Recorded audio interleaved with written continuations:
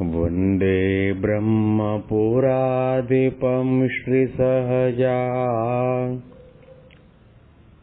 નંદં ચ મૂલાક્ષરમ શ્રેયસ્કારણસદ્ગુણૈકનિલયં શ્રીપ્રાગજિહ્વાવત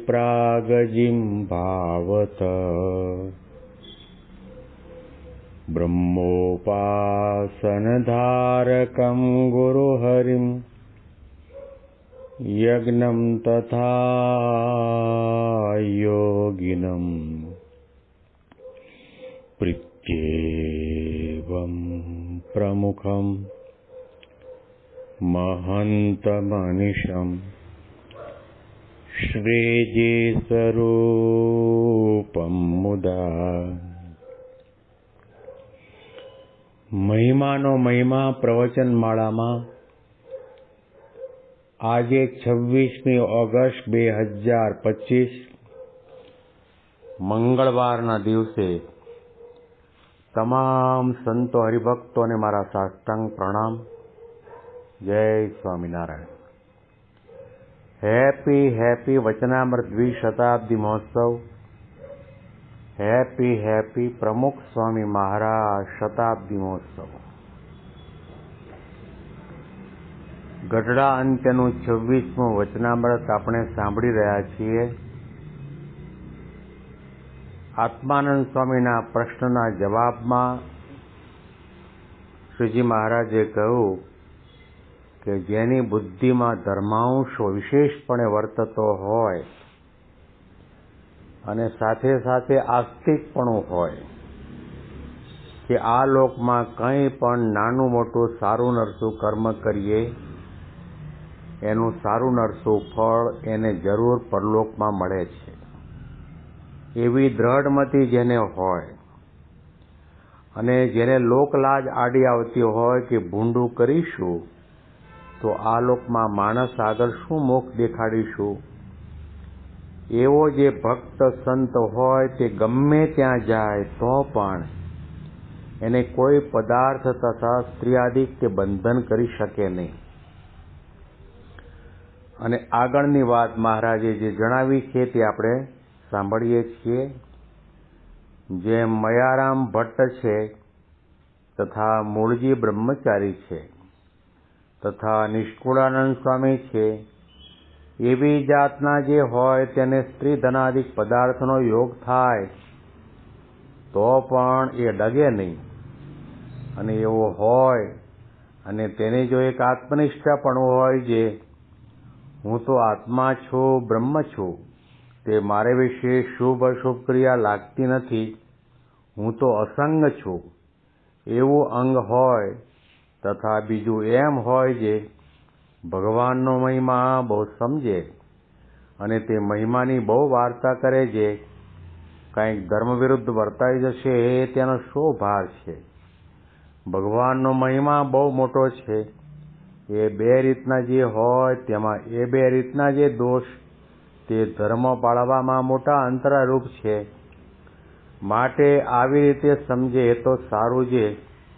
આત્મનિષ્ઠા પણ યથાર્થ હોય તથા ભગવાનનું મહાત્મ્ય પણ સારી પેઠે સમજે અને નિષ્કામપણું, નિર્લોભપણું, નિસ્વાર્થપણું, નિસ્નેહપણું ને નિર્માણપણું એ આદિક જે ધર્મ તેને ભગવાનની પ્રસન્નતાને અર્થે સમજીને દ્રઢપણે પાળે અને એમ સમજે જે હું એ ધર્મને પાળીશ તો મારી ઉપર ભગવાન બહુ રાજી થશે અને જો મને કોઈ રીતે ધર્મમાંથી કંઈક ભંગ પડશે તો ભગવાનનો મારી ઉપર બહુ કુરાજીપો થશે. એવી રીતે જેના અંતરમાં દ્રઢ ગ્રંથિ હોય તે ભક્ત જે તે ધર્મમાંથી કોઈ દિવસ પડે નહીં. આત્માનંદ સ્વામીનો પ્રશ્ન પહેલા ફરીથી આપણે સાંભળી લઈએ, સમજી લઈએ. આત્માનંદ સ્વામીએ શ્રીજી મહારાજને પ્રશ્ન કર્યો, કોઈ એવો સાધુ કે હરિભક્ત હોય તો આ સત્સંગની અંદર પંચ વર્તમાન બંનેના માટે આપ્યા છે. એ ગમે તેવો થાબડા જેવો હોય પણ આ પંચ વર્તમાન પાળતો હોય તો એને પંચ વિષયનું બંધન થાય નહીં. પરંતુ એવા વિષમ દેશકાળ આવી ગયા અને દેશકાળને કારણે સત્સંગથી બહાર નીસરી જવાય તો પણ પંચ વિષય એને બંધન ન કરે. એના શું લક્ષણ હોય એવી પ્રકારનો પ્રશ્ન જ્યારે આત્માનંદ સ્વામીએ મહારાજને પૂછ્યો ત્યારે મહારાજે એના ઉત્તરની અંદર ઘણી બધી 3 મુદ્દાની વાતો કરી અને ત્યાર પછી મહારાજે મયારામ ભટ્ટ, મૂળજી બ્રહ્મચારી અને નિષ્કુળાનંદ સ્વામીના નામનો ઉલ્લેખ કરીને વાત કરી. મહારાજને પોતાના સંતો ભક્તોની અંદર કેટલો વિશ્વાસ છે, કારણ કે અંતર્યામીપણે જાણે છે કે મૂળજી બ્રહ્મચારી બહારથી થાબડા જેવા, ભોળા ભટ્ટ જેવા લાગે પણ ક્યાંય એને બંધન થાય નહીં. નિષ્કુળાનંદ સ્વામી એક નાના ગામડાના સુથાર જ્ઞાતિમાં એમનો જન્મ, પરંતુ એમનો વૈરાગ્ય, એમની સમજણ, એમનો મહારાજના વિશેનો પ્રેમ, એમને નિયમ ધર્મની દ્રઢતા, એમનું નિસ્વાદીપણું, એમનું અનાસક્તપણું, એમનું નિર્બંધપણું મહારાજ બહુ જ સારી રીતે જાણે છે. મહારાજે મયારામ ભટ્ટના નામનો પણ ઉલ્લેખ કર્યો અને શિક્ષાપત્રીમાં પણ મહારાજે મયારામ ભટ્ટ વગેરે હરિભક્તો એમ કહીને નામનો ઉલ્લેખ કરેલો છે.